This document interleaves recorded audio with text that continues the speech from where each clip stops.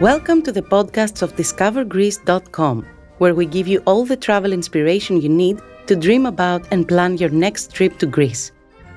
Our podcasts are designed to add even greater depth and color to your holidays.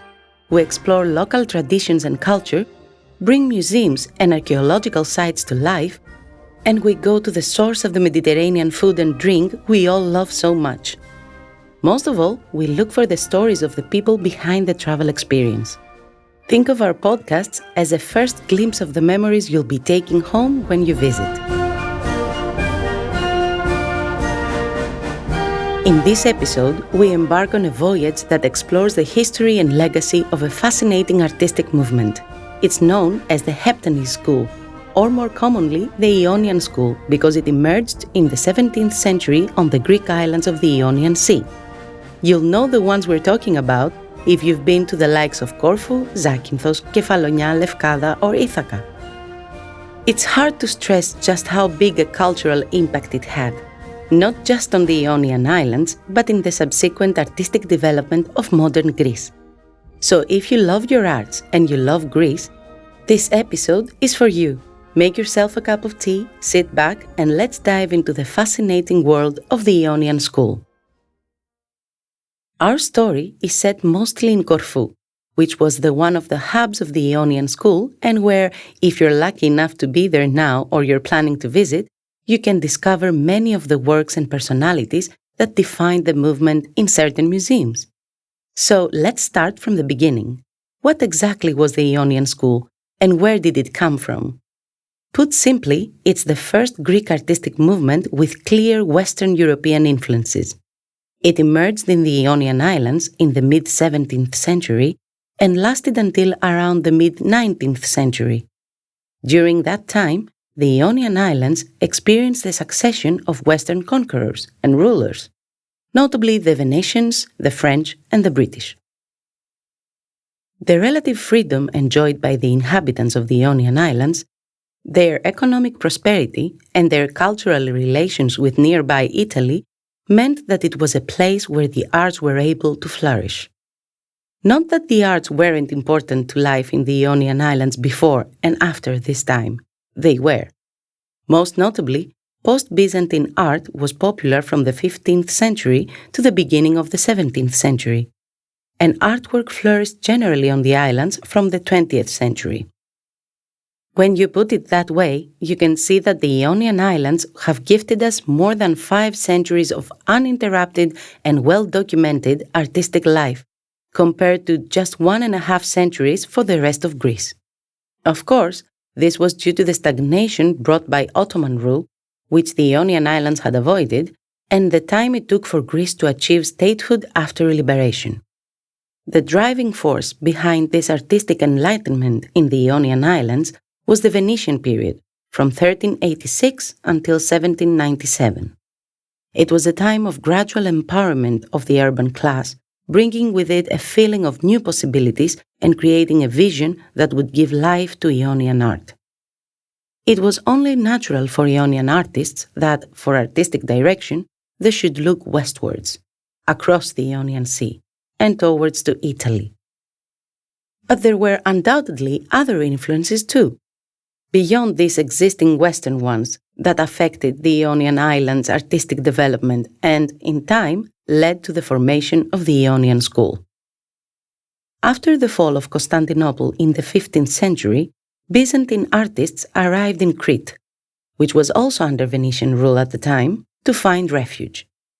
Just like the Ionian Islands, Crete enjoyed the creative freedoms that came with Venetian rule, with artists able to continue their craft.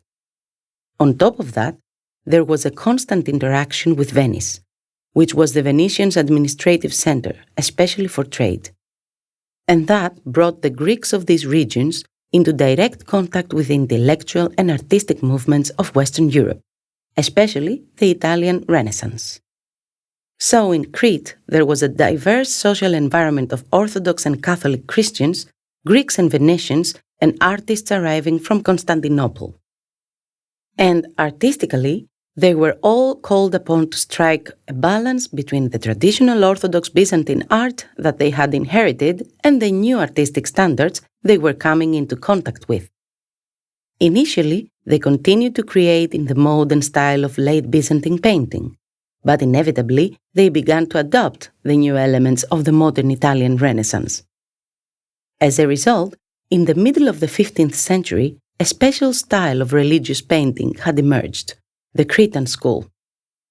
It's a school that characteristically frames post-Byzantine Orthodox art in a synthesis of the Byzantine tradition with that of the Italian Renaissance and later Baroque art. The Cretan religious painters of this period became masters of the genre. And depending on the wishes of their patrons, they painted with equal mastery in the Italian style, the so-called alla latina, or according to the Byzantine traditions, alla greca.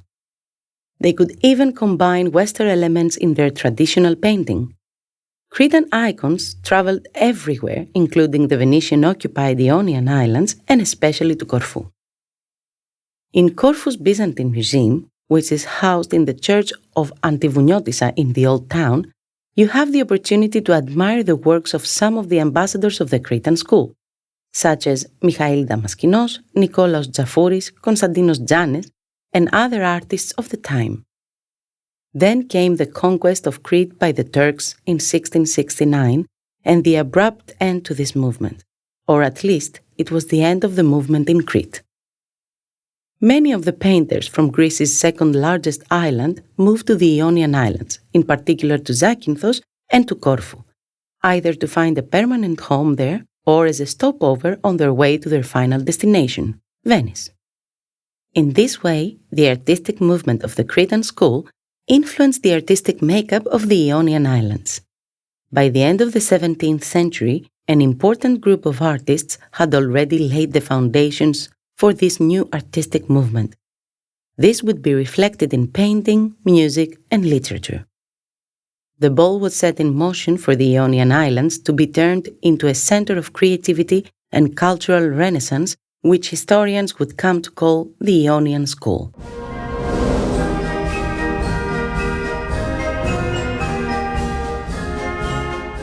So let's take a closer look at this Ionian School, all the way from the broad brushstrokes to the finer details, because we're about to delve into the world of painting. We've already seen the direct link between the Ionian Islands and the West and the relative freedom and economic prosperity enjoyed compared to the rest of Greece, as well as the influence of the Cretan School.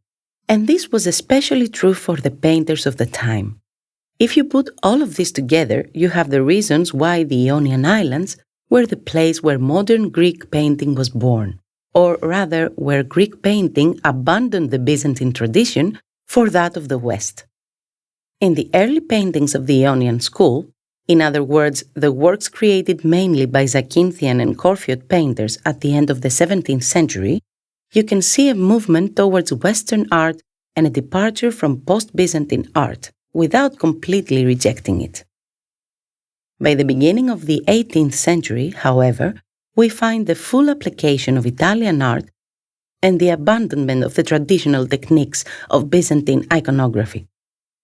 Painted representations, mainly influenced by late Renaissance and Italian Baroque art, began to acquire depth, in other words, to give a sense of the third dimension of space, to become more natural, and to acquire increasingly secular rather than exclusively religious themes.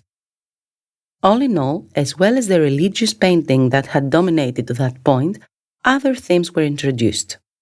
Portraiture of aristocrats and the bourgeoisie, cultural scenes, historical themes, still lifes, landscape painting, and nudes. They all occupied an important place as subjects of Ionian painters. New techniques also emerged. Ionian painters moved away from the use of eggs to the use of oil as a binder for paint, and instead of using board, they turned to canvas as a painting surface. But let's take things from the beginning. The pioneer for the formation of the Ionian School of painting was Panagiotis Doxaras, who lived from 1662 to 1729. Doxaras was originally from Mani, in the South Peloponnese, He settled in Zakynthos and became involved in Byzantine iconography. But his style developed when he was introduced to a Cretan painter who was passing through the Ionian Islands, specialized in iconography, and it continued to evolve when he continued his studies in Venice. He then returned to the Ionian Islands, where he lived in Zakynthos, Lefkada, and Corfu. Clearly influenced by the West, he now abandoned traditional Byzantine iconography altogether and opted for Western-style Renaissance art. In this way, Western elements became fully incorporated into his work. The first examples of this Westernization of the Ionian School appeared in the decoration on the ceilings of the churches, known as Uranies or Sophita, meaning the heavens or the lofts. Panagiotis Doxaras created the heaven of the church of Agios Spiridon in Corfu, and today you can admire a copy of his creation. Sadly, the original is no longer with us due to wear and tear. And you can admire his work in the annex of the National Gallery in the village of Kato Korakiana, around 14 kilometers north of Corfu town. One of his main successors and an ambassador of the Ionian School of Religious Painting was his son, Nikolaos, who lived until 1775. Beyond religious themes, another dominant style of painting in the Ionian School was portraiture. It is a category that marked the beginning of secular painting in the Ionian School. It opened up painting to become more than the decoration of ecclesiastical spaces. And at the same time, it enabled artists to free themselves, to some extent at least, from the commissions of the church. In this way, artists were able to explore new forms of expression and appeal to a wider and different audience. The 18th century was the century in which portraiture took hold, and Panagiotis Doxaras was again a pioneer in this field.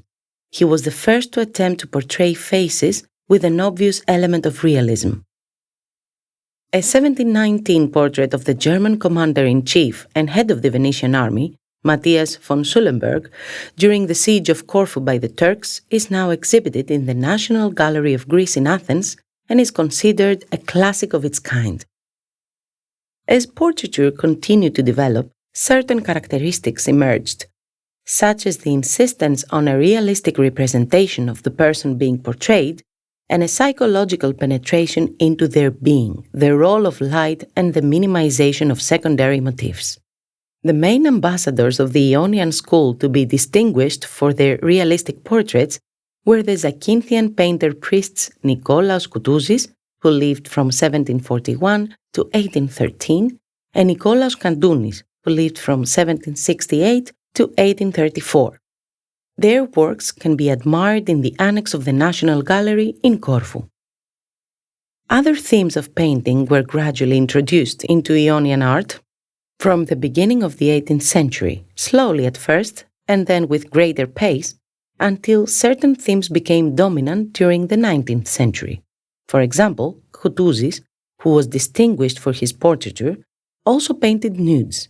In fact, his work, which is exhibited in the National Gallery in Athens, is probably the first nude painting in modern Greek art. Likewise, the painters of the Ionian School also dealt with allegorical themes and still life. After the mid-19th century, Ionian artists turned to landscape painting, following the naturalism of Doxaras. Corfiot landscape painters included Charalambos Pachis, Vikendios Bokatsiabis, and Angelos Gialinas, who lived from 1840s to the 1930s and whose works can be admired in the Municipal Gallery of Corfu, which is housed in the Palace of Saints Michael and George in the Old Town. There are works of Pachis in the annex of the National Gallery in Corfu, but the one that will impress you most isn't a landscape painting. It's one that depicts an important historical event for Greece, the assassination of the first governor of Greece, Ioannis Kapodistrias, who was born and lived in Corfu. You'll find it in the Kapodistrias Museum in Corfu. Concluding our look at the painting of the Ionian School, we have the litanies. These are works on the borderline between religious and secular painting. They were intended for ecclesiastical spaces. but they also incorporate elements and characteristics of secular subject matter. The litanies combine landscape references, portrait elements, and cultural themes. In this way, it's a work that is not just a picture of religious piety, but the representation of an entire era.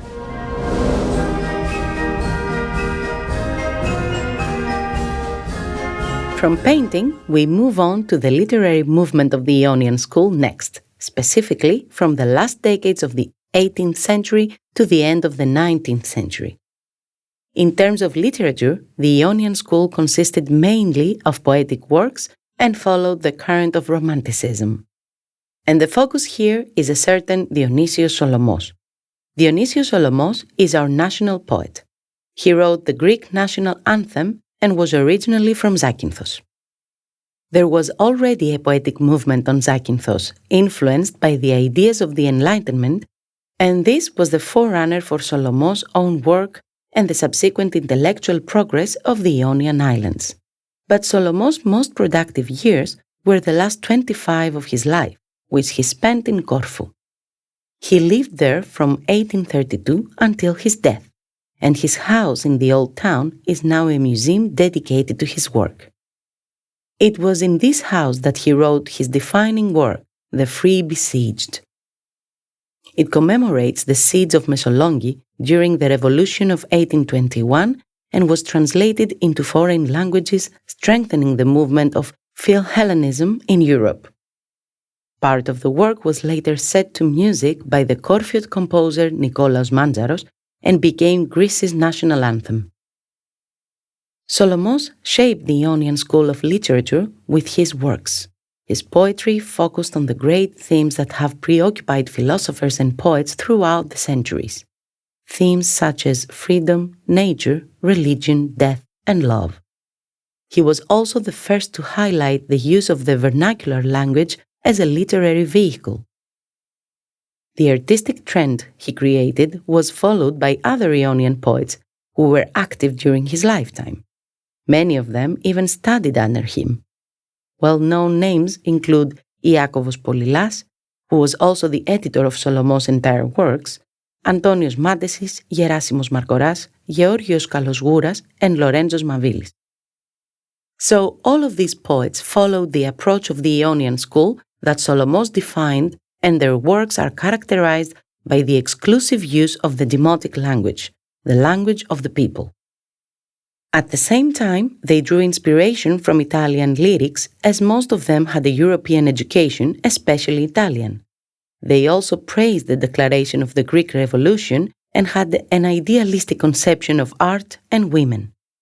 Their works were filled with a love of nature, of man, of beauty, and of a sense of duty, all with a deep sincerity and sentimentality. After Solomos' death, in 1857, other Ionian poets followed, whether influenced by his work or not.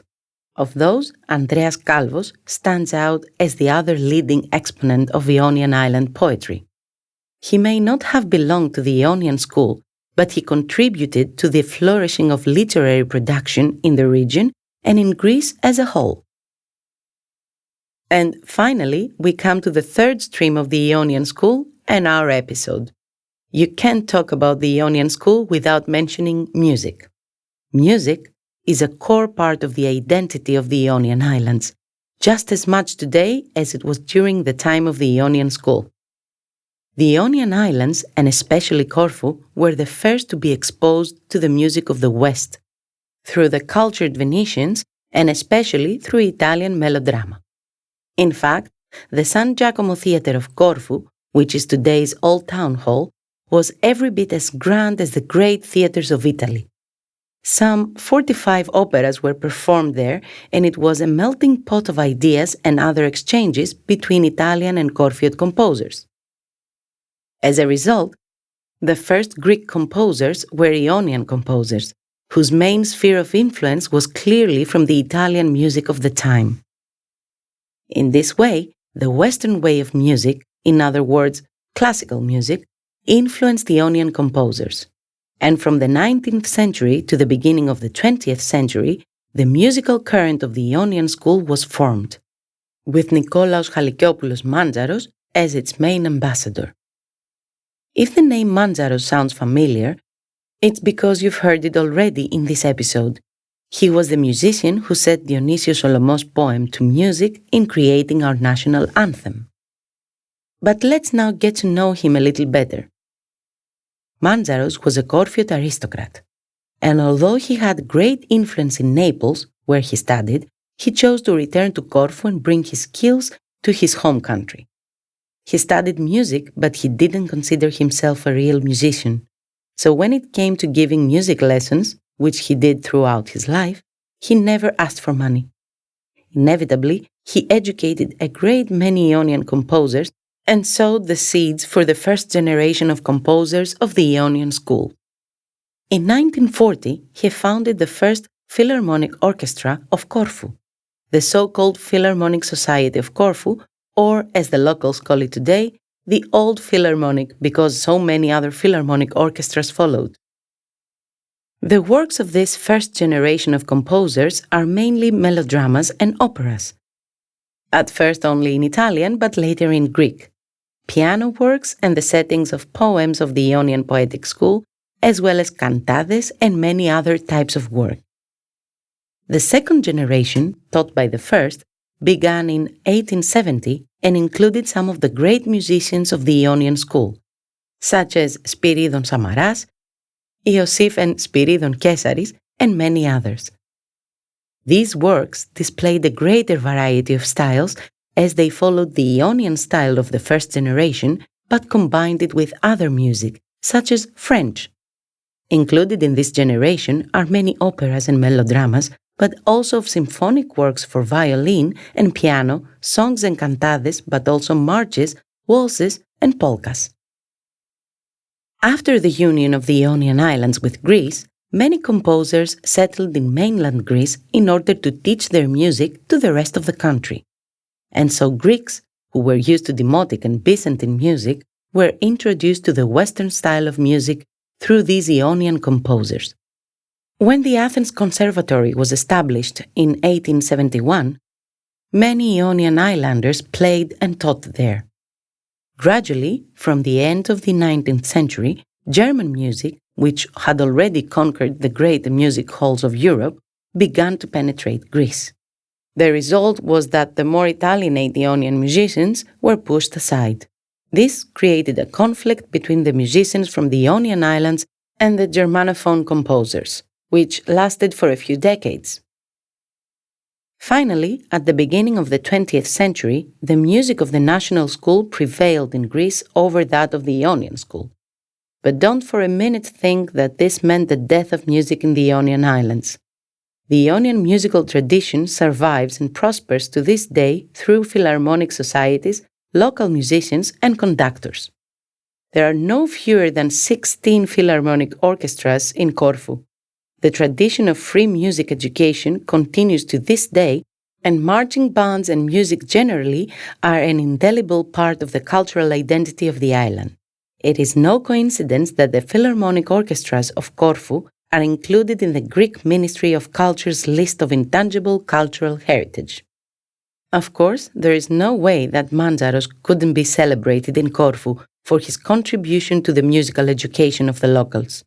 In this way, the building of the Old Philharmonic of Corfu, which he founded, is now home to the Nikolaos Halkiopoulos Manzaros Music Museum. You can visit it for free, of course.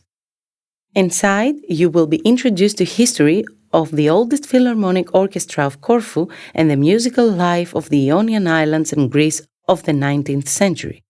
It includes old and rare musical instruments, schoolbooks, photographic material, sheet music, sound documents, and artwork. And there you have it. Our artistic voyage around the Ionian School is complete. We've had painting, poetry, and music, and we've gone from pre-Byzantine iconography to Italian Renaissance and Baroque influences, and from philharmonic marches to waltzes. It's been some journey. We hope you've enjoyed it as much as we have, and that when you visit Corfu, especially its galleries and museums, your eyes and ears will be open to the Ionian School that helped shape not just the cultural identity of a region, but of an entire nation.